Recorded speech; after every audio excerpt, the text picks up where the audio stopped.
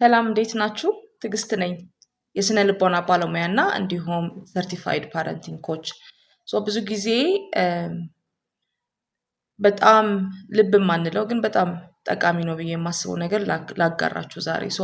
ምንድነው ልጆቻችን ሲጣሉ ሲፎካከሩ አንዳቸው ጋር እናዳለን አደለ? ላይክ ለምሳሌ አሁን ትንሹ ልጅ ያለቀሰው ልጅ ደካማ ነው የምንለው የሆነ ልጅ ካለ ቤት ውስጥ ወይም ደግሞ ያለቀሰ ልጅ ካለ ለሱ በቃ ስጠው ብለን እንዲሰጥ እናደርጋለን። በዚህኛው በኩል ደግሞ ኃይለኛ የሆነ ወይም ደግሞ ትልቅ ልጅ ካለን ደግሞ በቃ እንዴ ስጠው እሱ ትንሽ ልጅ ነው አለቀሰ እኮ አታስለቅሰው እስቲ ስጠው በምናምን በማለት በመሃላቸው በመግባት ላለቀሰው ልጅ ደካማ ነው ብለን ለምናስበው ልጅ ቅሬታ ላቀረበ ልጅ የፈለገው ነገር እንዲደረግለት ባይሆን ለዛኛው ግን ትልቅ ነህ ስጠው ለምንድነው የምታበሳጨው ወንድምህ ምናምን በማለት በመሃል ፌር ለመሆን እናስብና ግን ሁልጊዜ ፌር ላንሆን እንችላለንና ስለዚህ ታዲያ ምንድነው ችግሩ ካላችሁ ልንገራችሁ። መጀመሪያው ምንድነው እያስተማርናቸው ያለነው ማለት ነው። በዚህ አገላለጽ ቅሬታ ያቀረበ ልጅ ላለቀሰ ልጅ የፈለገው ነገር ይሰጠዋል። ያ ልጅ ደግሞ ምን ይላል? ኦኬ ሁሌ ቅሬታ ካቀረብኩኝ ካለቀስኩኝ እማዬ ብዬ እንትን ካልኩኝ የፈለኩት ነገር ይሰጠኛል፣ እናቴ ከኔ ጎን ናት፣ ሁሌ ትወደኛለች፣ በእኔ ሳይድ ናት የሚል አስተሳሰብ እንዲኖረው ያደርጋል ማለት ነው። በዛኛው ደግሞ ምናልባት ምን ብሎ ያስባል? በቃ እኔ እናቴን አትወደኝም፣ እናቴ ሁሌም ፌቨር የምታደርገው ለትንሽ ልጅ ነው፣ ላለቀሰው ልጅ ነው በማለት እንዲያም በመሃላቸው ውስጥ ገብተን እኛ የበለጠ ፉክክር ውስጥ እንዲገቡ እንዲጣሉ እርስ በርሳቸው እንዳይዋደዱ እያደረግናቸው ነው ያለነው። ምክንያቱም አት ዘ ኤንድ ኦፍ ዘ ዴይ እኮ ሁሉም ልጆች ችግራቸው እኛ እየፈታን ከሆነ አንደኛ በእኛ ጥገኛ ይሆናሉ። በቃ ለትንሽም ለትልቅ ነገር ማሚ እያሉ እየጠሩ ወይም አባቴ ብለው እየጠሩ ለሁሉም ችግር ለትንሽም ለትልቁም ለምትሉት ነገር ከስክሪፕቶ ጀምሮ አሻንጉሊት ከሪሞት ምናምን ኤቭሪቲንግ ይጣላሉ። ከዛ እኛ ደግሞ ከስር ስናስታርቃቸው ተው ስጠው ስንለው በመሃል ብቻ ይሄ ሁሉ ስናደርግ ምን ይሆናል? ልጆች ያኛው በጣም የሚወደድ የሆነና ፌቨራይት የሆነ ልጅ እንደሆነ እንዲሰማው እያደረግነው ነው። ግን ነገርየውን ሁኔታው እንደዛ ሆኖ ሳይሆን ስላለቀሰ ኮምፕሌን ስላደረገ ሜቢ በቃ ዝምተኛ ነው ብለን ስለምናስብ ቨልነራብል ነው ብለን ስለምናስብ ለሱ ፌቨር ስንሰጥ ያኛው ልጅ ደግሞ ኦኬ እኔ አልወደድም፣ የተሻለ ሰው የሚወደደው ያኛው ወንድሜ ነው፣ ስለዚህ ሆን ብሎ እንትን ውስጥ ይገባሉ ማለት ነው። ጥላቻ ውስጥ ይገባሉ እርስ በርሳቸው ማለት ነው። ባይሆን ዛሬ የምንነግራችሁ ምንድነው? ኦኬ ስለዚህ ታዲያ ምን እናድርግ? ሳይድ ሳናደርግ ልጆቻችን ምክንያቱም እንደዚህ አይነት ሲቹዌሽን ላይ ሲፈጠር ባይዘወይ ናቹራሊ እኛም እንደ ወላጆች እንዲጫጫሁ እንዲያለቅሱ ምናምን ስለማንፈልግ ስጠው ትንሽ ነው ልጅ እሱ አታስለቅሰው ምናምን በማለት በመሃላቸው ገብተን ችግሩን መፍታት ልንሞክር እንችላለን። ነገር ግን ይሄ የራሱ የሆነ እርስ በርሳቸው እንዲጣሉ እንዲፎካከሩ ጥገኛ እንዲሆኑ በእኛ ችግራቸው በራሳቸው መንገድ ሳይሆን እኛ መኖራችን ግዴታ የሚሆንበት ነው። እና እንዲያውም አንድ ወላጅ ምን ብላኛለች? በቃ ልጆቼን ትቼ እኮ መውጣት አልችልም ማለች። ምክንያቱም 3 ናቸው፣ እኔ ከወጣው እንዲሁ ሲጣሉ ሲጨቃጨቁ ነው የምውለው እና በቃ እኔ ቤት መኖር አለብኝ አለች። በቃ ምክንያቱም በዚህ መሀል ያለው ልጅ ወይም ዝምተኛ ልጅ ይሆናል ወይ ትንሹ ኬር የማይደረግ ልጅ ይሆናል። እሷ በሌለችበት ከሆነ በጣም ይጣላሉ እና ሊጎዳዱ ይችላሉ ብላ ስለምታስብ በቃ ከቤት እነሱ በሚኖሩበት ሰዓት መውጣት የማትችልበት ደረጃ ላይ። ነገር ግን ታዲያ ምን እናድርግ ካላችሁኝ ዛሬ መፍትሄ ይዤላችሁ መጥቻለሁ። መፍትሄው ምንድነው? አንደኛ ይሄኛው ኦፖርቹኒቲ መቀየር አለብን። ኦኬ ምን ማለቴ ነው? ልጆቻችን ክህሎት እንዲኖራቸው የምንፈልግ ከሆነ በእኛ ጥገኛ እንዲሆኑ የማንፈልግ ከሆነ እኛ አንድ ስኪል ልናስተምራቸው ይገባል። ለምሳሌ አሁን እዚህ ሲቹዌሽን ላይ ሲሆኑ እኮ ልጆች ምንድነው እያጠራቸው ያለው ወይም ደግሞ ምንድነው የሌላቸው ብለን ራሳችን ብንጠይቅ አንደኛው ኮሚኒኬሽን ስኪል የላቸውም ማለት ነው። ተነጋግሮ መስማማት ስለማይችሉ ነው። ሁለተኛው ችግር መፍታት አይችሉም ማለት ነው። ችግር እንዴት ነው?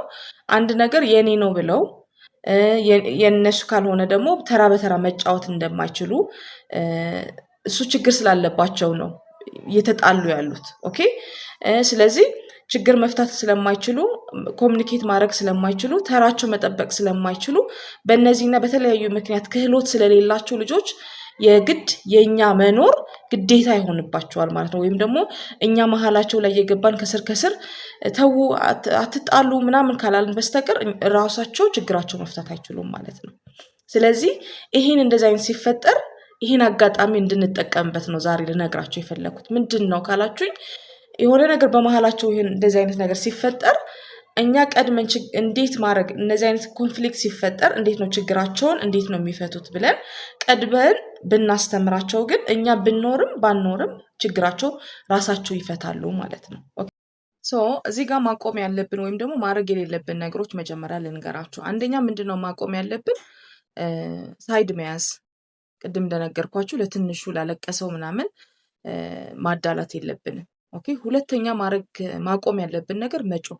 እንዲህ አይነት ሲቹዌሽን ላይ ሲሆን ኦፍኮርስ አንዳንዴ በጣም እርስ በርሳቸው በጣም አደጋ ላይ ከሆኑ ኦፍኮርስ በመጮህ ልናስቆማቸው እንችላለን። ግን ተው አትረብሹኝ በእናታችሁ እናንተ ሁሌ እንደተጣላችሁ ነው ምናምን ምናምን በማለት መፍትሄ አይሆንም አይደለ? እሱ ማቆም አለብን። ሶስተኛ ችግራቸው እኛ መፍታት በቃ እሱን ተው እሱ አስቀምጠው ለሱ ስጠው ምናምን ብለን በመሃላቸው መግባት ማቆም አለብን ማለት ነው። ችግራቸው በራሳቸው እንዲፈቱና በራሳቸው ጠንካራ እንዲሆኑ ስለምንፈልግ። ሶስተኛ ማቆም ያለብን ነገር ኮምፔር ማድረግ ነው፣ ማወዳደር እርስ በርሳቸው።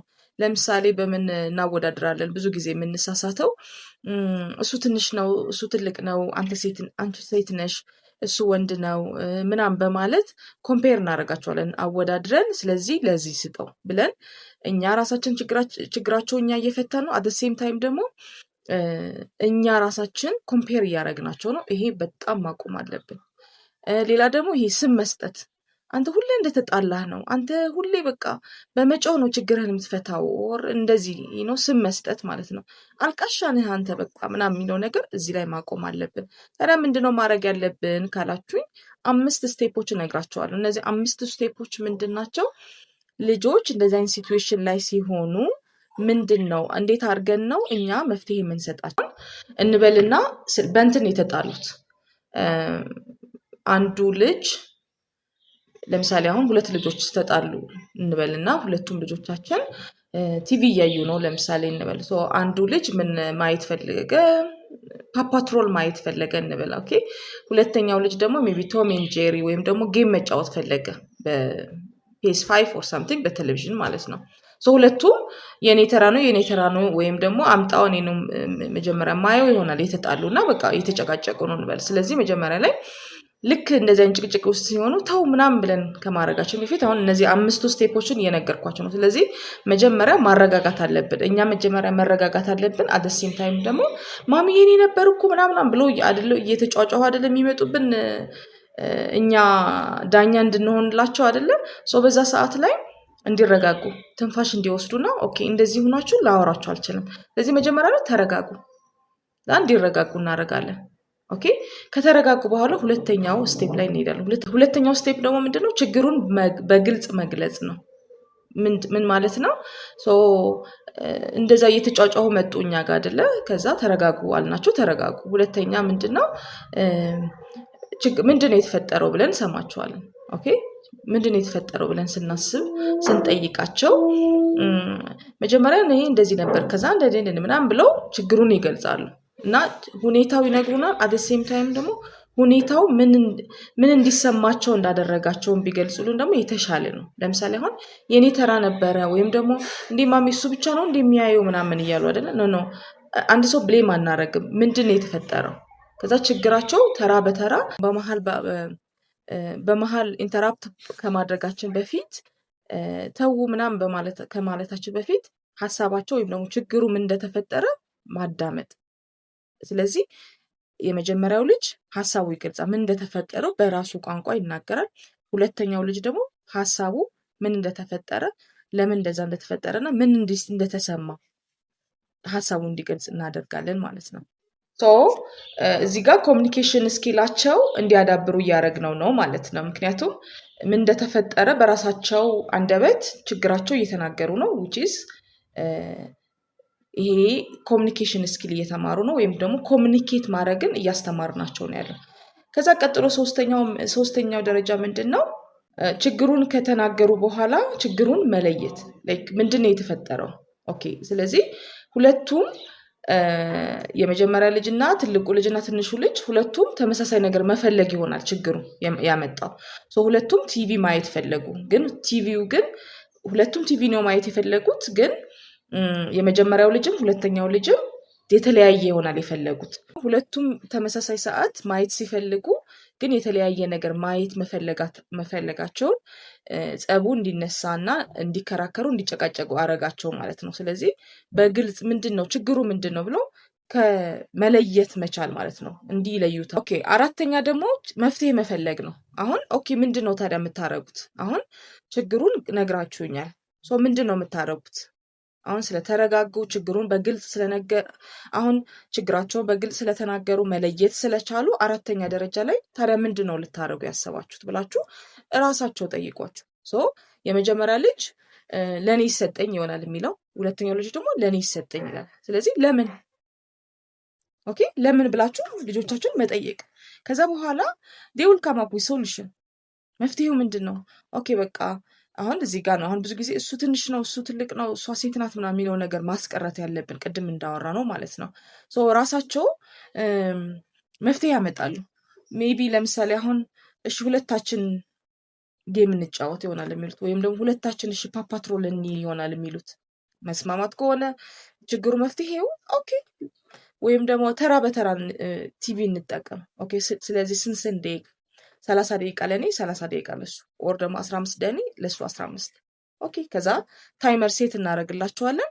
ከዛ ታዲያ እንዴት ነው ሜቢ አሁን ሴት ባናረግ ከማድረጋችን በፊትም አሁንም እስቲ 15 ደቂቃ ብሎ ከተስማሙ በኋላ ኦኬ 15 ደቂቃ እንዴት ነው 15 ደቂቃ መሆኑን የምታውቁት? ታይመር። ኦኬ ከዛ በኋላ የመጨረሻ ደግሞ በጣም ኢምፖርታንት የሆነ ነገር ምንድነው? መፍትሄ ባመጡት ነገር መስማማት ነው። አሁን ብዙ ጊዜ ይስማሙና ግን አያደርጉትም አይደለ? እዚህ ጋር የመጨረሻው ስቴፓችን መሆን ያለበት መስማማት ነው። ኦኬ ለምሳሌ አሁን በተራ እንጫወታለን ተባባሉ እንበል። ኦኬ ስለዚህ ማን ነው የሚጀምረው? መስማማት አለባቸው።